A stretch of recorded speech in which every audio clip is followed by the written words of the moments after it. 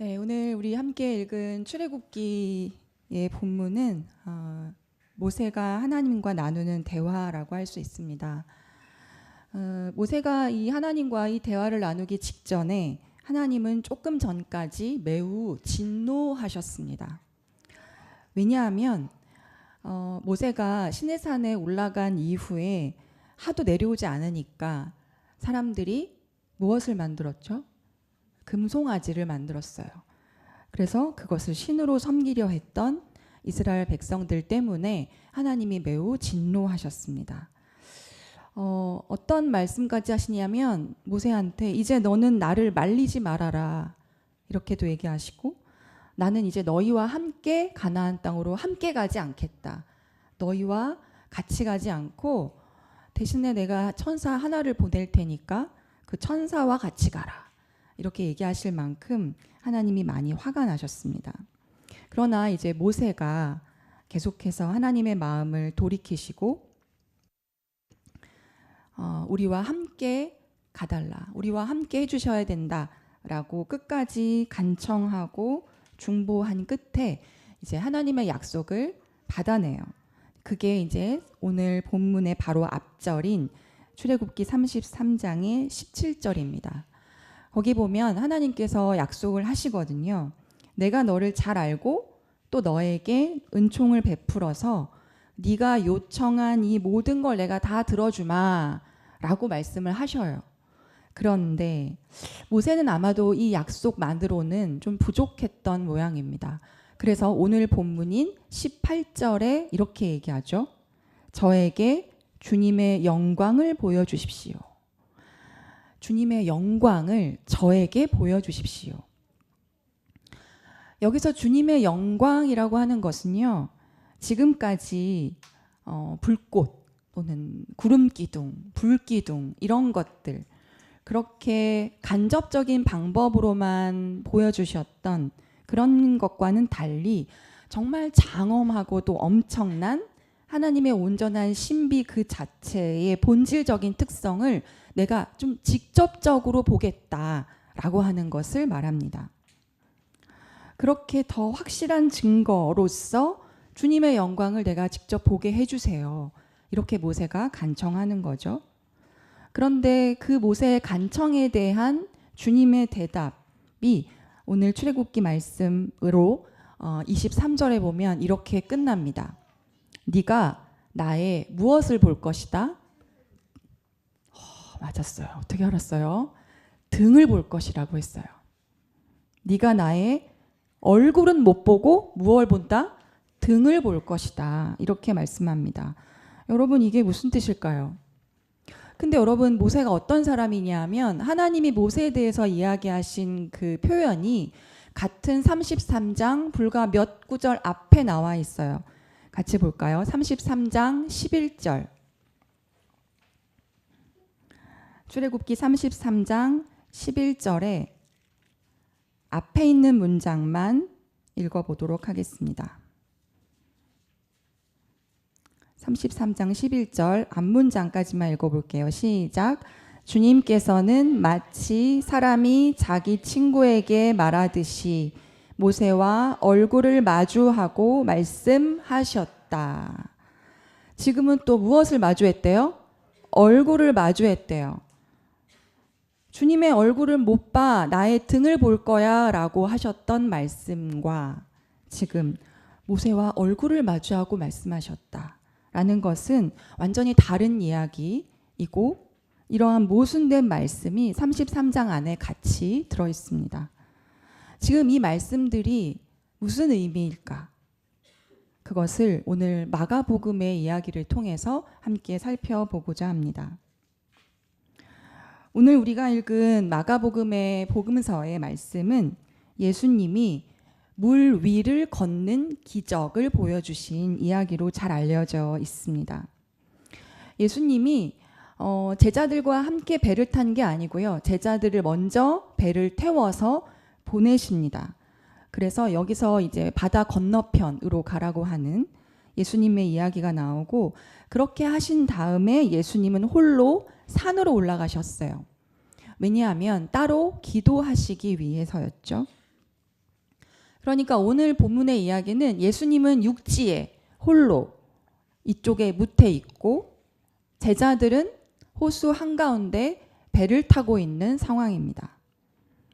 이때 호수는 이제 갈릴리 호수, 본문에서는 바다라고도 이야기하는데 세계에서 가장 낮은 위치에 있는 호수죠. 그리고 수면이 굉장히 낮아요. 바다보다도 낮아요. 그래서 굉장히 기상 변화가 심하고 바람이 많이 부는 그런 곳이었습니다. 그날 저녁에도 바람이 많이 불어서 제자들이 탄 배를 향해서 바람이 거슬러서 불어오고 있었습니다. 그래서 바람 때문에 노를 젓느라고 제자들이 매우 애를 쓰고 있는 상황이었던 거죠. 자, 지금 제자들이 처한 상황이 이렇습니다. 첫 번째, 날이 저물었습니다. 두 번째, 굉장히 캄캄한데 제자들은 바다 한가운데 배에 떠 있습니다. 세 번째 상황은 어때요? 바람이 거슬러서 불어오고 있습니다.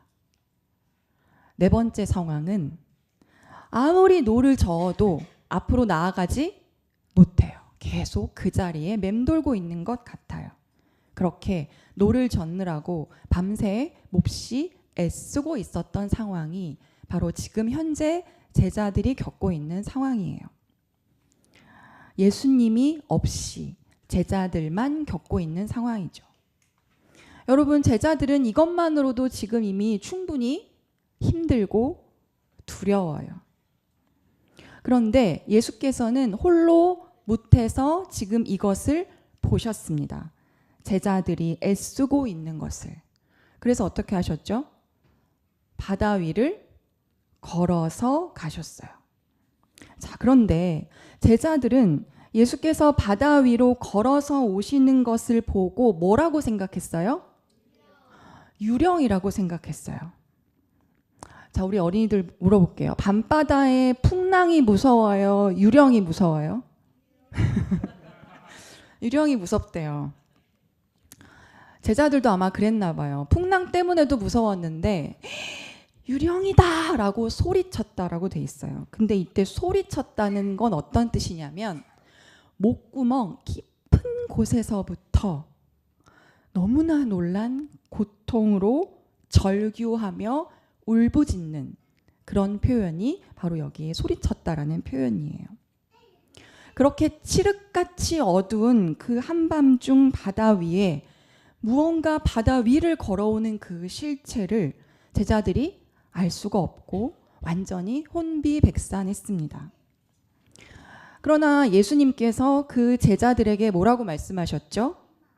안심해라, 나다, 두려워하지 말아라.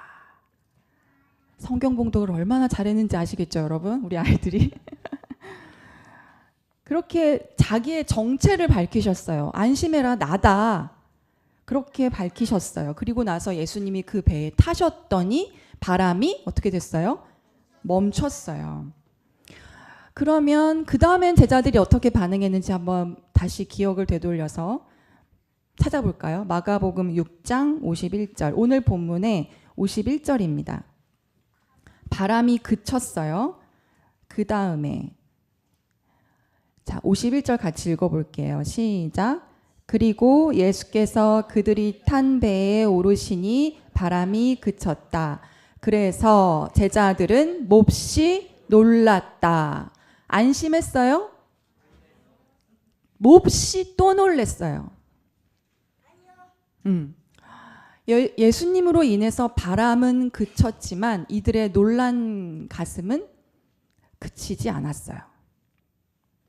그런데 오늘 본문에 보면 조금 흥미롭고도 이상한 표현이 등장합니다. 바로 48절이에요. 48절 그 위에 있는 48절에 두 번째 문장을 보면 이른 새벽에 거기서부터 같이 읽어볼까요? 48절 이른 새벽에 시작.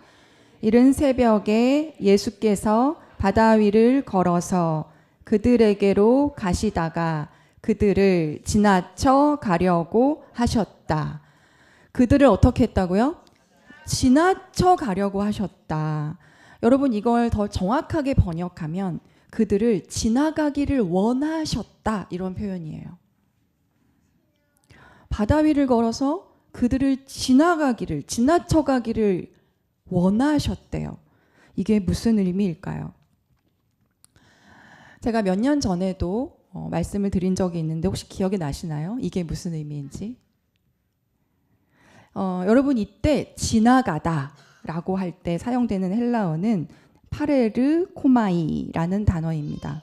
이 파레르 코마이라는 단어가 하나님, 주님, 예수님과 연결돼서 쓰이면 이것이 바로 하나님의 신적 현현을 나타낼 때 사용하는 표현이 됩니다. 하나님의 신성한 현존을 드러낼 때 이 단어가 사용된다라는 뜻입니다. 본문 오늘 출애굽기 본문으로 다시 넘어가서 한번 읽어보겠습니다. 33장 19절 마가복음은 이렇게 책갈피로 두시고 출애굽기 33장 19절 주님이 나타나셨을 때 어떻게 사용되는지 동사를 한번 보겠습니다. 시작. 주님께서 대답하셨다.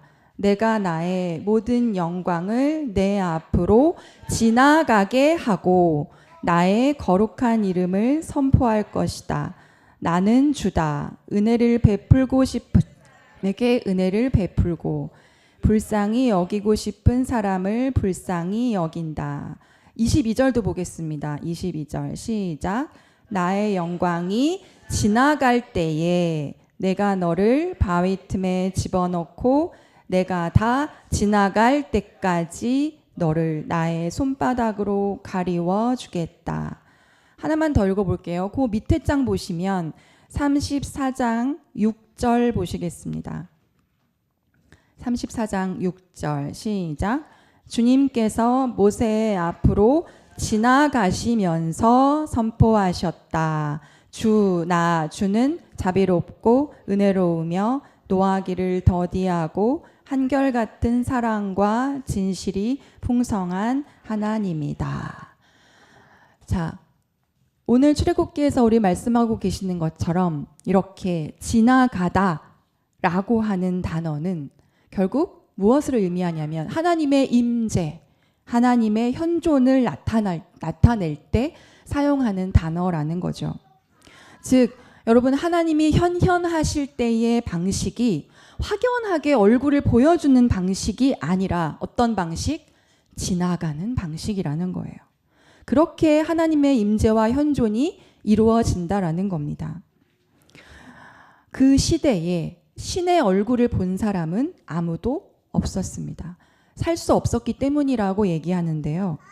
이 말은 무슨 말이냐면 인간적 한계를 지닌 우리 인간이 궁극적인 신비이시고 절대적인 신비이신 그 하나님을 온전히 알 수는 없다라는 뜻이죠. 인간의 한계와 동시에 하나님 경험의 본질이 이러하다라는 것을 이야기해 주고 있는 것입니다. 그래서 모세에게 하나님께서 네가 나의 얼굴은 볼 수 없다라고 얘기하셨죠. 주님의 영광을 제게 보여주십시오 라고 간청한 모세도 바로 그 하나님의 현존을 얼굴을 보는 것이 아니라 어떤 방식으로? 지나가는 방식으로 경험하게 된 것입니다. 그래서 이때 하나님의 영이 지나간다 라고 하는 것은요, 나를 외면한다, 나를 못 본 채 한다, 무정하다, 그것이 아니라 오히려 너무나 뚜렷이 하나님의 현존을 온전히 경험하는 순간이고 하나님의 임재가 완전히 머무는 순간임을 이야기하고 있다라는 거예요. 그래서 하나님이 지나가신다라고 하는 것은 결국 하나님의 현존과 활동하심, 하나님의 일하심입니다. 내가 너를 위해 활동하고 일하겠다라고 하는 약속의 표현이라는 거죠. 그러니 여러분 오늘 마가복음에서 예수님이 그들을 지나쳐 가시려고 했다. 더 정확하게 말하면 지나쳐 가기를 원하셨다라는 말은 무슨 말이에요? 내가 너희와 함께 하겠다. 내가 너희와 함께 하기를 원하고 내가 너희를 위해 활동하겠다는 예수님의 신적 현현의 암시를 보여주는 것이죠. 이러한 예수님의 신적 현현, 이것을 예수님이 스스로 드러내시는 표현이 오늘 마가복음에 등장합니다. 유령인 줄 알고 놀라서 막 절규하고 울부짖는 제자들에게 예수님이 안심하여라, 나다, 이렇게 말씀하셨다고 했죠. 이때 나다라고 하는 것은요, 더 정확하게 번역하면 나는 나다, 이런 뜻이에요. 나는 나다. 헬라어로 에고 에이미, 이것을 축약하여 번역한 것이 나다라고 번역되어 있는 것입니다. 여러분, 나는 나다, 이거 어디서 많이 들어보셨죠? 하나님이 누구한테 하신 말씀이에요? 모세에게 출애굽기의 초반에 하셨던 말씀입니다. 하나님, 당신의 이름이 무엇입니까? 누구십니까? 라고 물어봤을 때 하나님이 모세에게 나는 나다. 에흐에 아쉐르 에흐에 I am who I am, 이렇게 말씀하셨습니다. 나는 곧 나다. 나는 존재하는 자로서 존재한다. 나는 그냥 현존하는 자이다. 여러분, 이때 에흐에가 또 미완료 동사이기도 해서 현재만을 말하는 게 아니라 미래까지 앞으로도 적용이 되거든요. 그러니까 이걸 또 이렇게 얘기할 수 있어요. 나는 되고자 하는 대로 될 나일 것이다.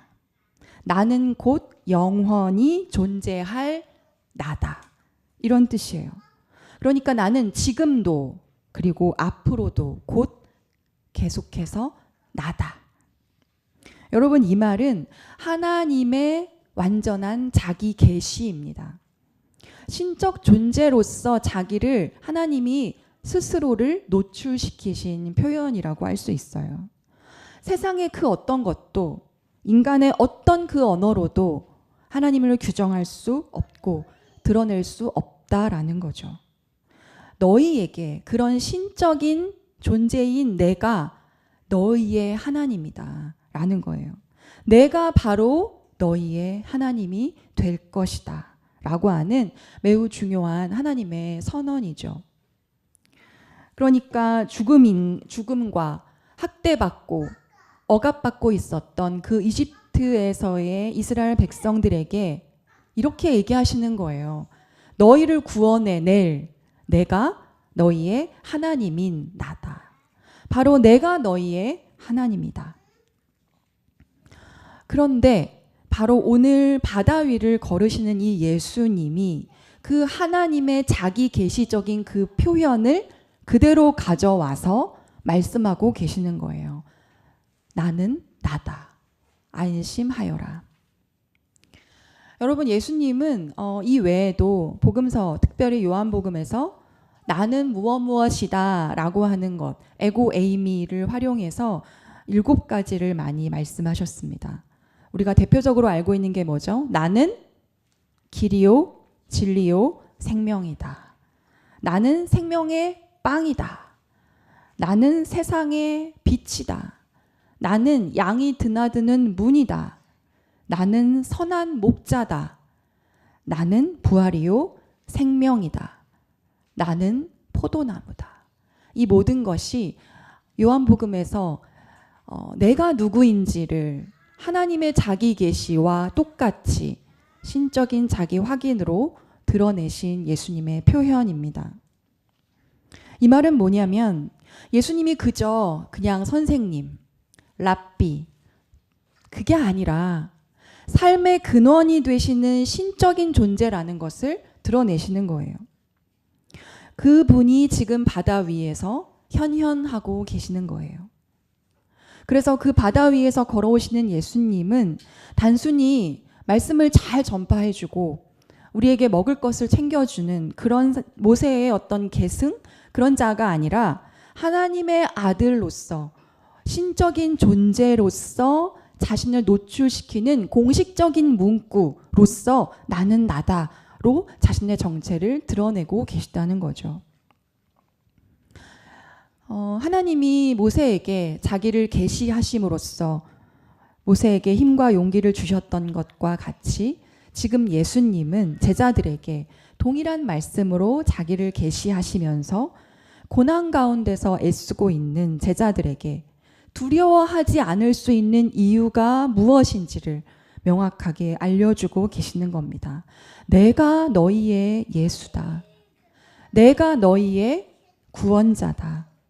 내가 너희의 근원적 희망이다. 라고 말씀하시는 거죠. 그래서 여러분 오늘 우리가 읽은 이 마가복음의 본문은요. 바다 위를 걷는 어떤 기적의 이야기이기 전에 폭풍우를 만난 제자들을 단순히 구조해 준 이야기이기 전에 사실은 예수님께서 제자들에게 자신의 신적인 속성을 딱 드러내신 신적 현현에 매우 중요한 전환기가 되는 장면이라고 할 수 있습니다. 그러나 제자들은 이러한 예수를 인식하지 못합니다. 이 신적인 현현을 알아보지 못해요. 그가 없는 것보다 오히려 그가 있음으로 인해서 더 놀라버립니다. 예수님은 그 바다와 바람이라는 혼돈의 세력을 지배하시는 분이시지만 그것이 그쳤음에도 제자들의 마음은 가라앉지 않았죠. 성경은 왜 그랬다고 이야기하고 있나요? 오늘 마가복음 6장 마지막 절 52절에 보면 이렇게 얘기하고 있어요. 그들은 빵을 먹이신 기적을 깨닫지 못하고 마음이 무뎌져 있었다. 이 빵을 먹이신 기적이 뭐예요, 여러분? 오병이어 기적이에요. 바로 오늘 본문 바로 전에 있었던 사건이 오병이어 사건이었습니다. 오병이어 기적이 끝나자마자 예수님이 대단해 보여서 사람들이 몰렸을 때 예수님은 그 명성을 따라가지 않고 홀로 산으로 올라가 기도하셨고 제자들만 먼저 배를 태워 보내셨던 거죠. 여러분 오병이어 기적은요. 그런데 단순히 배고픈 민중들을 먹이신 이야기가 아닙니다. 우리가 오병이어 기적의 말씀을 나눈 적이 있지만 세례 요한이라고 하는 선지자가 바로 참수를 당했어요. 세례 요한이란 사람이 죽임을 당하는 엄청난 참담한 그런 시대적 위기 그 속에서 어떻게 살아야 할지 알 수 없고 어디가 길인지 모르겠는 그 방황하는 공동체에게 예수님이 보여주신 기적이에요. 너희는 때로 몰려있는 무리가 되면 안 되고 공동체가 되어야 된다. 그 공동체성을 회복해야 된다라고 알려주신 거죠.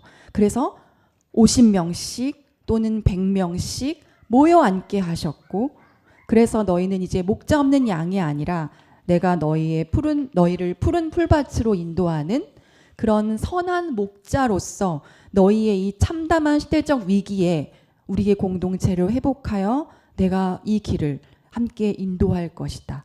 라고 알려주시는 것이 바로 오병이어 기적의 가르침입니다.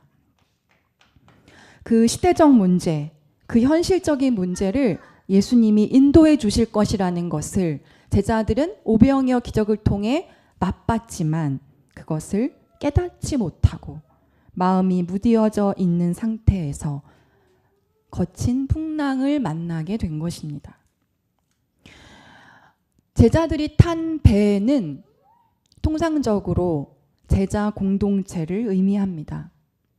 그들에게 거슬러서 오는 바람, 일대의 거슬러서라는 말의 헬라어는 에난티오스라고 하는데요. 이것은 적대적이다, 반대를 한다 이런 뜻이에요. 그러니까 지금 적대적인 바람을 맞고 있는 이 제자 공동체, 이 제자들의 배는 마치 지금 이 독자들이 겪고 있는 1세기 그 박해받고 있는 기독교 공동체의 엄청난 고통스러운 운명을 바로 현실처럼 보여주고 있는 것이죠.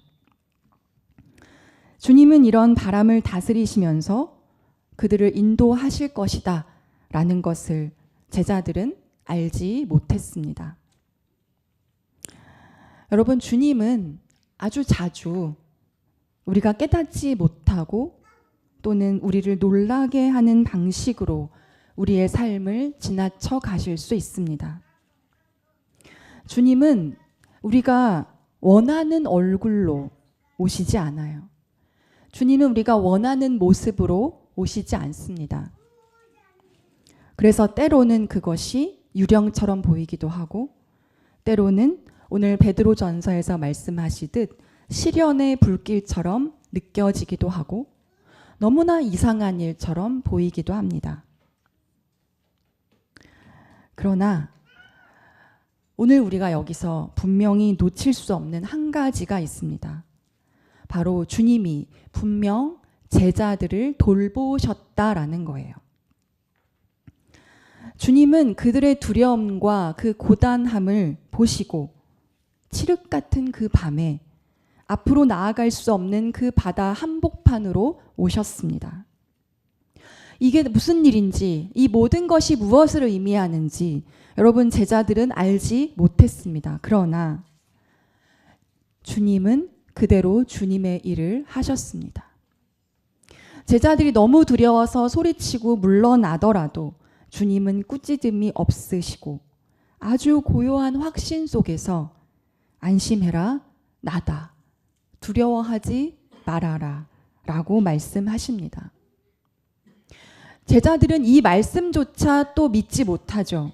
그래도 주님은 그 제자들의 흔들리던 그 공동체, 그 배 위에 오르셔서 그들을 향해 불어오던 바람을 멈추시고 그들을 안전하게 항구에 도달하게 하셨습니다. 여러분, 이것이 주님의 뒷모습입니다. 제자들은 바로 이렇게 주님의 뒷모습을 보았습니다. 우리가 혹여 하나님의 현존에 깨어있지 못하더라도, 우리가 하나님의 현존에 동의하고 있지 못하더라도, 지금 이게 무슨 의미인지 알아차리지 못하더라도 하나님은 그것과 상관없이 여전히 현존하시고 여전히 우리를 위해 활동하시고 여전히 우리보다 앞서 가시면서 우리를 돌보신다는 것입니다. 그래서 주님의 뒷모습은 주님의 신적 현존의 매우 신비로운 상징인 거죠. 여러분, 그래서 우리가 주님의 얼굴이 아니라, 주님의 영광이 아니라 주님의 뒷모습을 본다는 것은요, 매우 믿음이 필요한 일입니다. 우리의 지각, 우리의 정신 기능을 뛰어넘는 그러한 주님의 존재 방식을 받아들이는 일이기 때문입니다. 이것을 향심기도에서는 부정의 길, 어두움의 길, 아포파틱의 길이라고 이야기합니다. 알 수 없음을 아는 것입니다. 그래서 주님의 얼굴이 아니라 주님의 그 뒷모습을 볼 줄 안다는 것, 뒷모습을 볼 줄 안다는 것은 오히려 우리의 의식의 차원이 더욱 깊어져서 캄캄한 어둠 속에서도 주님의 현존을 감지한다는 의미입니다. 그래서 그만큼 더 주님과 깊어지고 더 그만큼 주님과 친밀해진다는 것을 의미하는 거예요. 그래서 하나님께서 모세를 향해서 출애굽기 33장 11절, 아까 우리가 읽은 것처럼 마치 사람이 자기 친구에게 말하듯이 얼굴을 마주하고 말씀하신다라는 이 구절은 바로 그 친밀함에 대한 은유인 것이죠. 그래서 얼굴을 마주하고 말씀한다는 이 구절과 나의 등을 볼 것이다 라고 하는 이 구절은 서로 모순이 아니라 하나의 진실로 관통되고 있는 것입니다. 그래서 오늘 베드로전서는 이렇게 이야기합니다. 시련의 불길이 일어나더라도 이상한 일이 생긴 것처럼 놀라지 마십시오. 그만큼 그리스도의 고난에 동참하는 것이니 기뻐하십시오. 그의 영광이 나타날 때 기뻐 뛰며 즐거워하게 될 것입니다. 여러분, 주님이 안 계신 것 같은 이 부재의 시간은 오히려 우리의 지각을 뛰어넘어 하나님이 현존하시는 시각입니다. 혼돈과 위험, 그리고 어두움의 시대에 오히려 주님은 뒷모습으로 임재하시고 뒷모습으로 현존하십니다.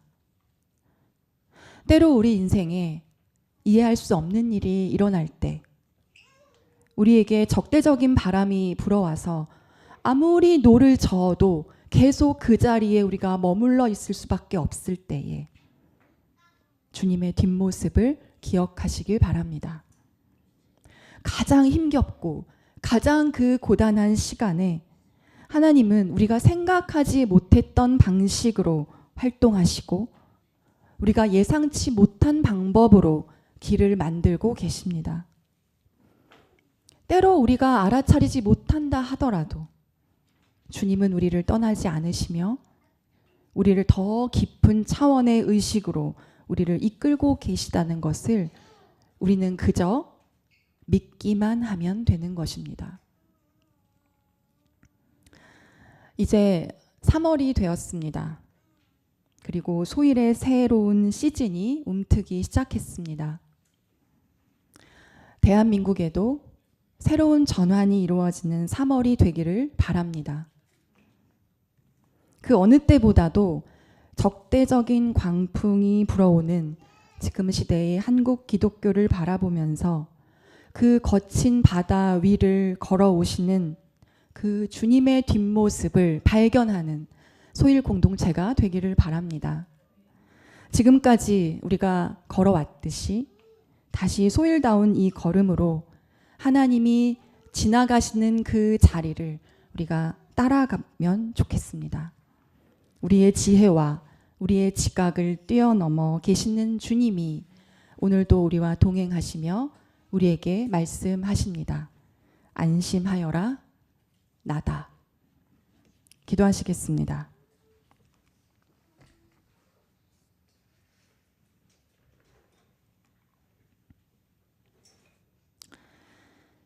자비하신 하나님, 날이 저물었고 캄캄한 바다 위에 바람이 거슬러 불어와 앞으로 나아가지 못한 채 애쓰고 있을 때 주님은 우리가 알지 못하는 방식으로 현현하셔서 우리를 도우시는 분임을 고백합니다.